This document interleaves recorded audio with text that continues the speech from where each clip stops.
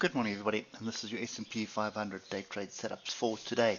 So before we get into the intraday levels, let's have a look at the weekly here. So we do have a zone here where the sellers are coming in. The sellers are more in control of anything else, and that is this previous swing high of last year at 41.47. You can see three tails here, all of them, well, that one's probably almost a double top, very close to double top there. But look at the price action, inside bar, pin bar.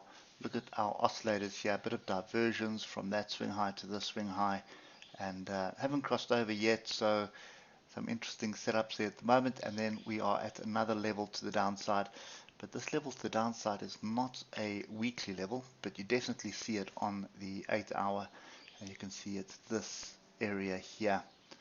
And if I swing across, you can see big pinball off that zone, another little fractional rejection there, and also we've found support in this zone before. So that is the upper end and the bottom end of this range.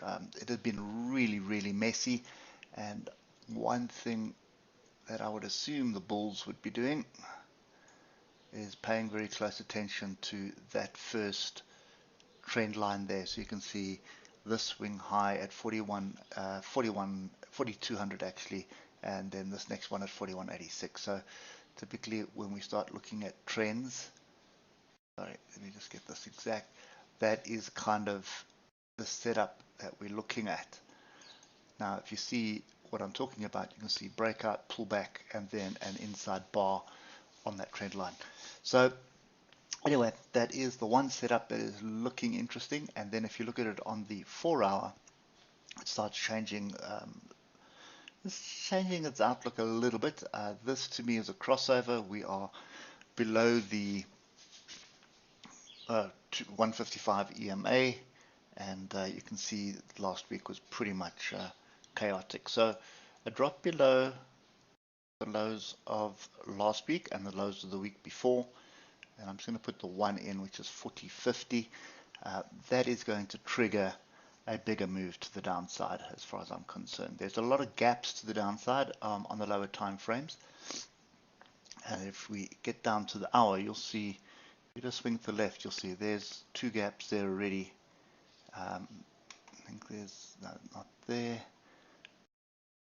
but you will see if you drop down to the 15 minutes, you need to actually just spend some time here. You'll see a number of gaps here, and there's an even bigger one right over there.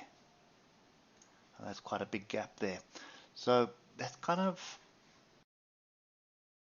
the outlook. If we start breaking to the downside, I think we're going to go gap hunting, and look how far that gap is, 38.22. Look at our oscillators at the moment on the hour, and you see once I've zoomed out, you can see underneath the moving averages, we're coming up to test some structure, and I would argue that we probably want to move this level up to that swing low from last week, Thursday. That is the interesting part that we need to look at. Oscillators group with the upside as well, and then we're looking for another leg down. So still a mixed bag. You know, we've got a bit of a flag break. We've got, you can see how this trend line has been adhered to all of Friday. And when you look at this on the 15-minute, you can see we've got a crossover in amongst the moving averages here. So bottom line is, this is my line in the sand. That is at 40.091. You can probably extend it to 4100, being a round number, and there's a little gap up here, and I'm assuming that's where 4100 is. 4102, close enough. And there's also gaps to the upside. There's another little one up there.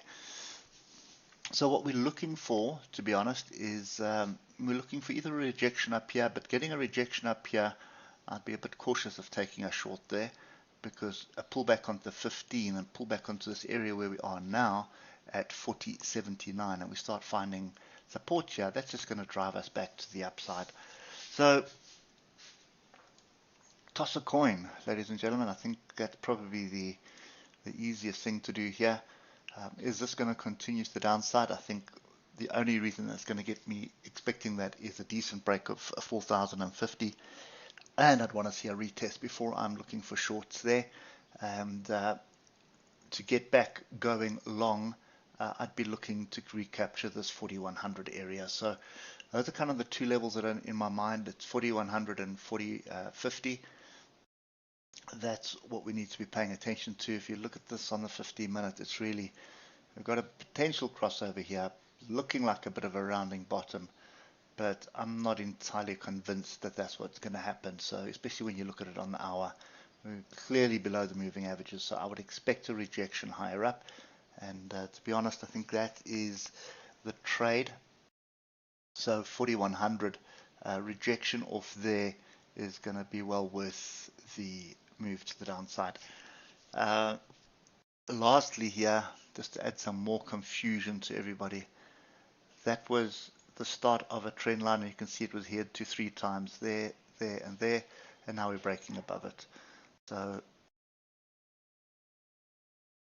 anyone's guess at the moment. You could just toss a coin, or sit back and just wait for some structure. And I think that's kind of where I'm leaning to at the moment. I'll have a look at the rest of the charts now. I'm only the first one we're looking at this morning, and then we'll see what's happening. But I suspect, just having a quick look at Forex before we started the videos, that this is probably going to swing to the top of the range.